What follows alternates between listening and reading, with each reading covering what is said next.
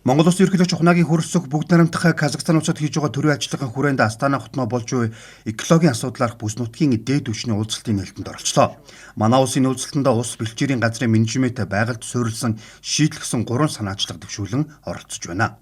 Оролцогч талууд энэ уулзалтаар уур амьсгалын шилжилтийг дэмжих, байгаль цагуурын эсдэл дасан зохицох, эдийн засгийн үеийн хатан байдал, бүс нутгийн экосистем ба хүнсний аюулгүй байдал, байгалийн нөөцийн доктортой менежмент, агаарын бохирдол хог эдлийн менежмент, байгаль орчны зорилтуудыг хэрэгжүүлэх механизм, шудраг хүртээмжтэй шилжилт, байгаль орчин ба дижитал шилжилт, чадамж гэсэн тэргүүлэх 8 сэдвийн хүрээнд ярилцсан юм а. Эдгээр дэлхийн нийтийн газар нутгийн талаас илүү хувийг бэлчээр нутаг эзэлж 200 гаруй сая хүн бэлчээр ба нүүдлийн мал аж ахуй эрхлэн амьдарч байна. Тус салбар дэлхийн эдийн засаг, доктортой хөгжлийн зорилтуудын хэрэгжилтэд зохих үүргээ бас гүйцэтгэж байгаа юм.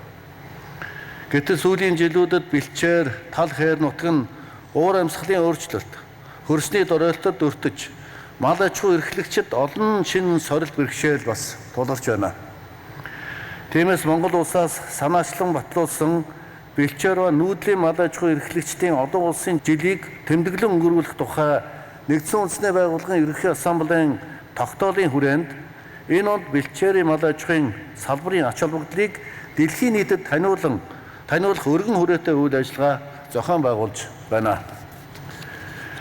Газар зүйн онцлог уламжилт амьдралын хэв маягтай тулгуурлан бэлчээрийн мал аж ахуйг доктортой хөгжүүлэх нь манай бүс нутгийн орнуудын нийтлэг зорилт тул хүнсний аюулгүй байдлыг хангах, экосистемийн үр ашгийг хүртэхэд бэлчээрийн оруулах хувь нэмрийг дэвшүүлэх, бэлчээр ба нүүдлийн мал аж ахуй эрхлэгчдийн үнэлэмжийг дэвшүүлэх, бэлчээрийн доктортой менежмент, нөхөн сэргээлтийг хэрэгжүүлэх, энэ чиглэлд хөрөнгө оруулалтыг нэмэгдүүлэх чиглэлд нэгт хамтран ажиллахыг бас та бүхнээс уриалж байна.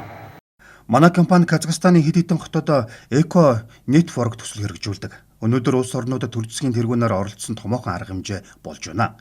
Бид хамтдаа экологийн чиглэлээр тулгарч байгаа асуудлуудаа хэрхэн шийдвэрлэх талаар хэлэлцэж, гарч шийдэл эрэлхийлж байна. Улс орн болгон өөрөөр нь гэсэн онцлогтой мод тарихаа усан ариг гамтай хэрэглэж нөөцийг нь хамгаалах гээд олон ажил хийж байна. Энэ бүхэн зөв. Гэхдээ бусад орны бэлэн сайн туршлагыг судалж нэвтрүүлбэл илүү үр дүнд хүрнэ гэж боддог. Экологийн талаарх дэд түвшний энэ уулзалтаа энэ боломжийг олгоно гэж найдаж байна. Усны нөөцийн хомсдол, мөстөл, мөсөн голын хайлалт, цөлжилт, агаарын бохирдол зэргийн эсрэг хамтын хариу арга хэмжээ авах бодлого, стратеги тодорхойлж нэгдсэн шийдэл гаргах юм а. Мөн төр хувийн бишэл олон улсын байгууллагуудын хамтын ажиллагааг гүнзгийрүүлэх, ногоон санхүүжилт, ногоон технологи, доктортой хөрөнгө оруулалтыг дэмжих талаар хэлэлцсэн. Манай улсын санаачилсан бэлчээр ба нүүдлийн мал аж ахуй эрхлэгчдийн олон улсын жилийн хүрээнд энэ салбарын үнэлэмжийг дээшлүүлэх, бэлчээрийн доктортой менежмент нөхөн сэргээлт, хөрөнгө оруулалт, хүнсний аюулгүй байдал зэрэг чиглэлээр хамтран ажиллахыг уриаллаа. Монгол улсын энэ уулзалтаас гарах санал санаачлах зөвлөмжийг ажил хэрэг болгохын төлөө бүх талаар хамтран ажиллана гэдгийг илэрхийлжээ. Өнөөдөр Армени, Азербайджан, Монгол гээд Төв Азийн бүс нутгийн олон орны удирдагч нар нэгд ор цуглаж асуудлаа ярилцаж байгаад баяртай байна. Бид энэ бүс нутаг дахь хүрээлэн байгаа орчин экологид тулгарч байгаа тулгымцсан асуудлын талаар сонслоо. Ерөнхийлөгч Токаев гэхэд л усны хомсдол, хөрсний дороотол, цөлжилт хэд хэдэн зүйлсийн талаар хөндлөө. Бүс нутгийн орнуудын төрийн тэргүүнээр ямар асуудалтай нүүр тулаад байгаагаа ойлгож, үүний эсрэг хүчээ нэгтгэх нь зүйтэй гэж хэлж байна. Юуны төрөнд олон улсын санхүүгийн байгууллагын оролцоо чухал. Байгаль цагуурын өөрчлөлт бол зөвхөн бүс нутгийн бус дэлхийн нийтийн асуудал болоод байна. Энэ чиглэлээр ажилладаг эрдэмтэн, судлаач, шинжээч, хувийн хвшил, иргэний нийгэм байгууллагуудын дуу хоолой, хамтын хүчин чармаалтыг мартаж болохгүй. Манай улсын хувьд байгаль орчин дээлтэй байдлаар захилгаан станцуудын шинжлэх, засварлах, эрчим хүчний салбарт шинэ дэвшилтэт технологиг нэвтрүүлэх чиглэлээр гол бодлого баримтлан ажиллаж байна.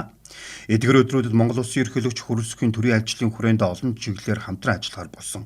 Тэр дундаа байгаль орчны чиглэлээр хамтран ажиллахаар болж байна. Энэ бол эрчим хүчний салбартай нягт холбоотой асуудал учраас бид хамтран ажиллахад бэлэн байна. Энэ бүх асуудлыг экологийн асуудлаарх бүс нутгийн дээд түвшний уулзалтаар бас хэлэлцэнэ. Ерөнхийлөгч Мөнх 8 дугаар сард Улаанбаатар хотноо их байгалийн сэргээ итгэл найдваран Бадраа Юрандор болох Нэгдсэн үндэсний байгууллагын цөлжилтөө дэмжих тухай конвенцийн талуудын 17 дугаар баг 3-т идэвхтэй оролцохыг улс орнуудад уриаллаа. Мөн 10 дугаар сард зохион байгуулах дэлхийн эмэгтэй парламентчдын чуулга уулзалтанд төлөөлөгчөө оролцуулахыг урьсан байна. Казахстаны ерөнхийлөгч Токаев 2023 онд болсон Нэгдсэн үндэсний байгууллагын ерөнхий асамблеан 78 дугаар хуралдаанд оролцохдоо 2026 онд эх орондоо экологийн асуудлаарх бүс нутгийн дээд түвшний улс зохион байгуулахаар төлөвлөснөө зарласан юм.